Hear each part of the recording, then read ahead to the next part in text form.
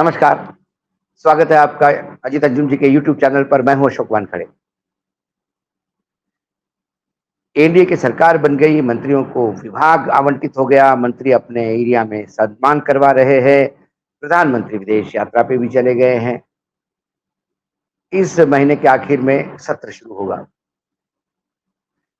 अभी तक इस सरकार ने विश्वास का मत नहीं हासिल किया, लेकिन सबसे पहले लोकसभा में सारे नए सांसद है, उनको शपथ दिलाई जाएगी। उसके बाद स्पीकर का चुनाव होगा। वो पहली सरकार की अगली परीक्षा, वही विश्वास का मत। दूसरा तुरंत राष्ट्रपति का अभिभाषण, और उसके ऊपर जब वोटिंग होगा वो तुरंत दूसरी अगली परीक्षा होगी। भाजपा पे संघ हमलावर है। भाजपा आत्ममंथन में लगा हुआ है। संघ के साथ बैठकें भी हो रही हैं, और खासकर महाराष्ट्र, राजस्थान, हरियाणा, गुजरात, उत्तर प्रदेश, बंगाल, इन जगहों पे पार्टी की बुरी स्थिति क्यों हुई? मध्य प्रदेश में 29 से 29 मिल सकते हैं, तो फिर राजस्थान और बाकी जगह क्यों नहीं?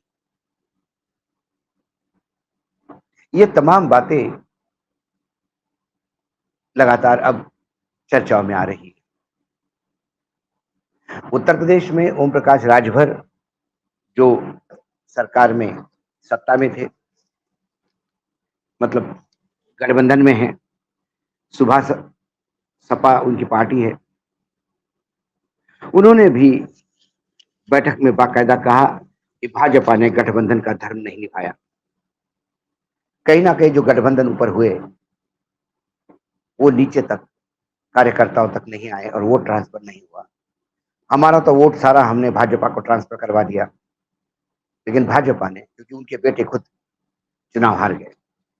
वैसे देखा जाए तो एनडीए में 40 के आसपास पार्टियां हैं, लेकिन उनमें कई पार्टियां ऐसी हैं जिनका ना लोकसभा में कोई है ना राज्यसभा में। सिर्फ नंबर गेम के चक्कर में उन्हें एनडीए का पार्टनर बनाया गया है। उनका अपने राज्यों में भी कितना वजूद है भगवान को पता है।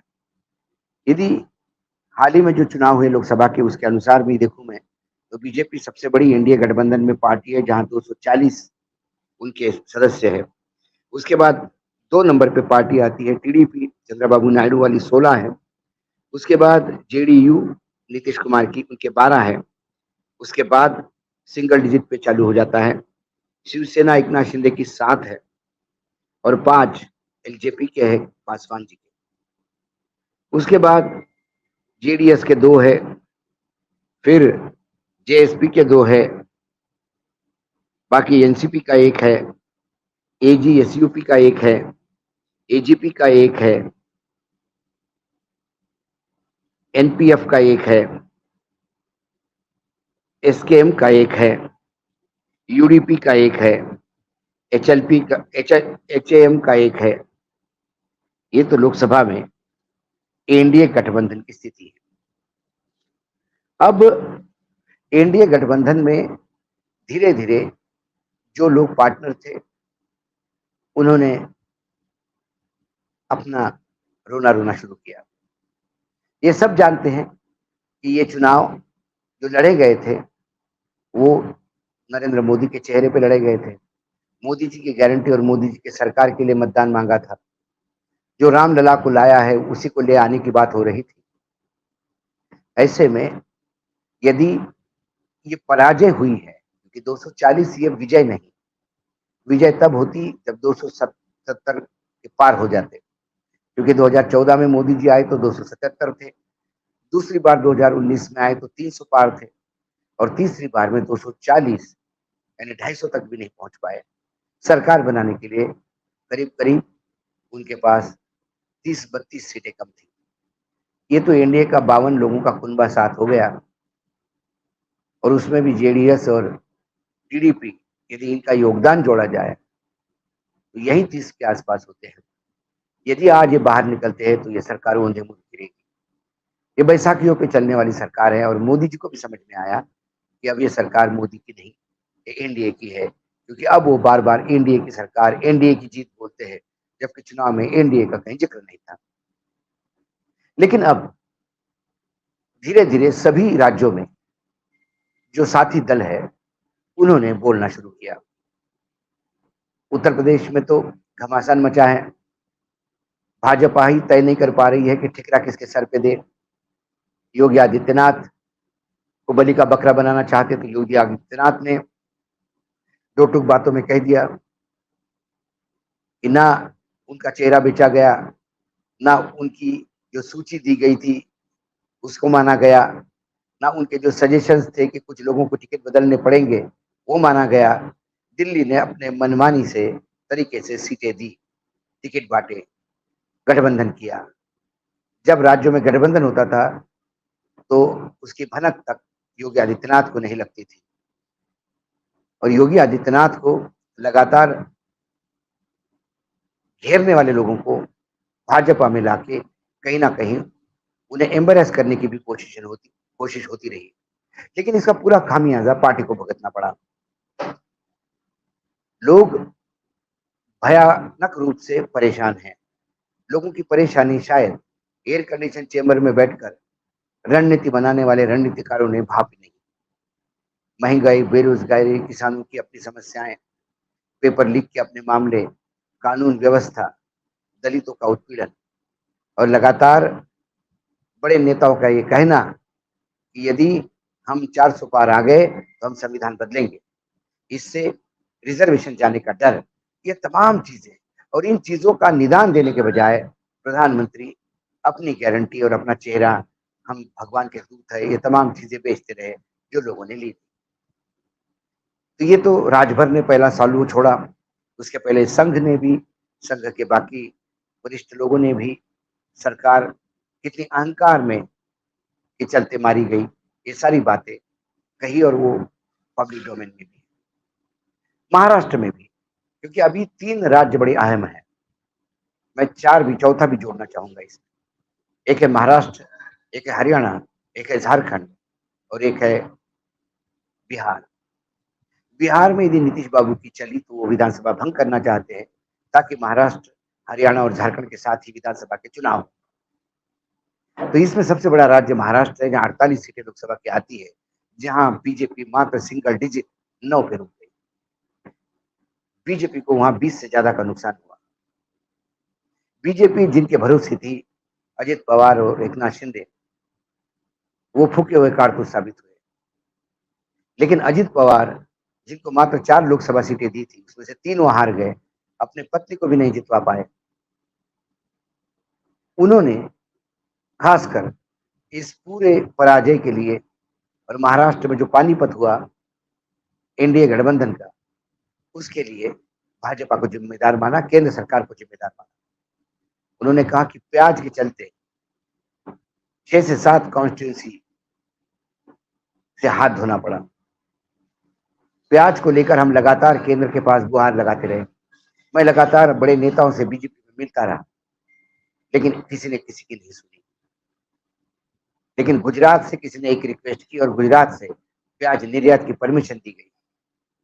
जब गुजरात को क्यों दी और हमको क्यों नहीं, जब ये बवाल विपक्ष ने मचाया, तब जाके महाराष्ट्र में कुछ बहुत ही ऊंट के मुंह में जीरा ऐसे क्वांटिटी का निर्यात के लिए परमिशन दी गई, जबकि लाखों टन प्याज किसानों के पास पड़ा रहा।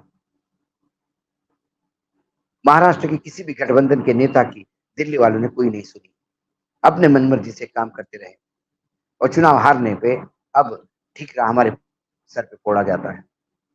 क्योंकि संघ हो या बीजेपी हो, उनमें से कई लोगों ने अजित पवार को साथ लेने से पार्टी का बुरा बुरा हश्र हुआ, ये बात कहना शुरू कर दी।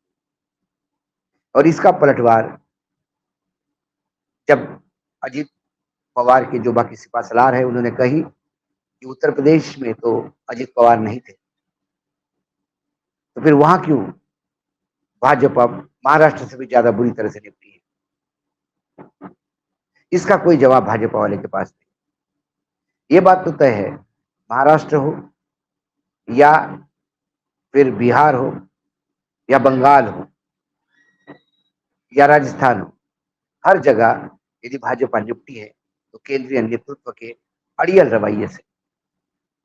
महाराष्ट्र में कई इश्यूज थे जिसके ऊपर केंद्र सुनने को तैयार नहीं था। महाराष्ट्र से जो उद्योग लेके गए गुजरात में, इसलिए महाराष्ट्र अस्मिता का एक इशू बार बार उठाया जा रहा था।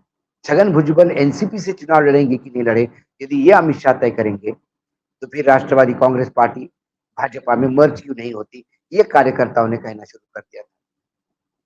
इससे भी कहीं ना कहीं एनसीपी के या एकनाथ शिंदे के कार्यकर्ताओं को लगा कि हमारे नेता पूर्ण रूप से दो गुजरातियों के सामने नतमस्तक हो गए हैं।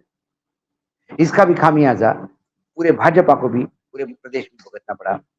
आयाराम गयाराम संस्कृति जो चलती रही, जो जो बाकी जगह पे भ्रष्टाचार के आरोप थे, व्यभिचार के आरोप थे, वो तमाम लोग भाजपा में आते गए और भाजपा उनको वॉशिंग मशीन में डाल के साफ करके अपने साथ लेती गई। भाजपा को लगा कि वो साफ हो गए, लेकिन जनता की दृष्टि से वो भ्रष्ट ही थे और जो लोगों ने उनको नकारा, साथ में भाजपा को। उसके बाद कर्नाटक में तो कांग्रेस की सरकार होते हुए भी भाजपा ने थोड़ा बहुत कंपेरेटिवली अच्छा प्रदर्शन किया। वैसा ही तेलंगाना में भी आधे आधे पे ले आए, वो भी एक क्रेडिटेबल है कि भाजपा ने वहां पर किया। भाजपा ने छत्तीसगढ़ में कांग्रेस की एक सीट फिर हथिया ली, मध्य प्रदेश में भी एक सीट कांग्रेस के पास थी, वो भी हथिया ली। लेकिन राजस्थान में जो पानीपत हुआ पार्टी का, या राजस्थान में जो हश्र हुआ पार्टी का, उसके लिए भी केंद्रीय नेतृत्व ही जिम्मेदार है। केंद्र ने अपने हिसाब से टिकट दिए और केंद्र ने जो राजस्थान में जो असंतोष था भारतीय जनता पार्टी के नेताओं में, कार्यकर्ताओं में, उसे नजरअंदाज किया। लगातार बड़े क्षेत्रों को दबाते रहे और जिनकी कोई औकात नहीं ऐसे लोगों को प्रमोट करते रहे, जिसका खामियाजा राजस्थान में पार्टी को भुगतना पड़ा, जहां दो बार 2014 और 2019 में 25 की 25 सीटें थी, वहां उनको कम से कम 7-8 सीटें खोनी पड़ी। और ये भी पूरा जो ठिकरा है ये केंद्र पे फूटता है। उसके बाद आप झारखंड जाएंगे तो हरियाणा में आएंगे तो हरियाणा में केंद्र ने गठबंधन चौटाला के साथ किया था और चुनाव के आने के पहले चौटाला गठबंधन से अलग हो गए। इसका खामियाजा पार्टी को भुगतना पड़ा। भाजपा में आपसी मतभेद, गुजरात के तर्ज पे भाजपा में सरकार बदल देना, मुख्यमंत्री बदल देना 11th आवर पे, और खासकर पंजाब से जब किसान आंदोलित होकर दिल्ली की ओर कूच कर गए थे तो हरियाणा सरकार ने जो किसानों का दमन किया, उससे पूरा हरियाणा का किसान रास्ते पे आ गया। इसके लिए भी केंद्र ही जिम्मेदार था। उसके बाद राजस्थान, उत्तर प्रदेश में यदि राजपूत मतदाता और राजपूत समाज भाजपा से दूर हो गया, जो उनका पारंपरिक वोट बैंक था, उसके लिए भी केंद्र जिम्मेदार है। क्योंकि जब ये चिंगारी गुजरात में शुरू हुई थी तो वहीं उसको बुझाना चाहिए था, लेकिन गुजरात में राजपूतों की औकात ही कितनी है, इस सोच से उस चिंगारी को आग पकड़ने दी और उस आग ने राजस्थान होते हुए यूपी तक अपने पैर जमाए और पार्टी का बुरा हाल हुआ। कुल मिलाकर आज जितने भी गठबंधन है, चाहे चौटाला बाहर होते हुए भी वो अभी भी कह रहा है कि यदि हमारे चौटाला का ग्रुप भी कह रहा है, कुनबा, यदि आज हमारी भी हार हुई है तो वो बीजेपी के साथ हम जाने की वजह से हुई। काश हम बीजेपी के साथ नहीं होते तो आज एक अच्छे पोजीशन में होते। झारखंड में भी जो जिन लोगों के साथ गठबंधन किया वो कुछ खास खुश नहीं है। विरोध के स्वर तो बंगाल में भी फूट रहे हैं, लेकिन महत्वपूर्ण जो राज्य है अभी फिलहाल वो है महाराष्ट्र, हरियाणा। इन दोनों जगह पर विधानसभा के चुनाव 3-4 महीने बाद है। यदि गठबंधन का धर्म न निभाते हुए अकेले चुनाव में जाने का प्रयास करेंगे तो वो भी बहुत बड़ा महाराष्ट्र में नुकसान होगा। यदि अजित पवार को छोड़ के जाने का प्रयास किया तो फिर अजित पवार का काम इस बार सिर्फ बीजेपी को निपटाने का रह जाएगा, क्योंकि वो तो खुद निपटाए हैं। तो कुल मिला के एनडीए गठबंधन में जो नाराजगी के सुर है उसे कैसे साधते हैं ये देखना होगा। स्पीकर पद को लेके भी भाजपा अपना आदमी बिठाना चाहता है तो चंद्रबाबू नायडू एनडीए के किसी व्यक्ति को स्पीकर बनाना चाहते हैं, क्योंकि सारे बड़े मंत्रालय तो भाजपा के पास है। ऐसे में स्पीकर पद वो एनडीए को चाहेंगे। इसके पिछले बार भी जब बाल योगी स्पीकर बनाए गए थे तो वो टीडीपी के कोटे से ही थे। तो चंद्रबाबू नायडू ने बड़े मंत्रालय भले ही लिए नहीं हो, लेकिन वो स्पीकर के पोस्ट पे नजर लगाए हुए हैं। उनके साथ भी भाजपा कैसे डील करती है ये आने वाले समय में पता पड़ेगा। लेकिन इस महीने के अंत में जो सत्र है लोकसभा का, उस सत्र में भाजपा संघ को कैसा साधता है, भाजपा अंदरूनी विद्रोह को कैसा हैंडल करता है, इसके साथ ही भाजपा अब एनडीए के कुनबे को कैसा संभाल के चलता है ये देखने वाला होगा। क्योंकि फ्लोर मैनेजमेंट नाम की चीज 2014 से लेकर 24 तक भाजपा ने कभी की नहीं, और पहली बार अब उन्हें करनी पड़ेगी।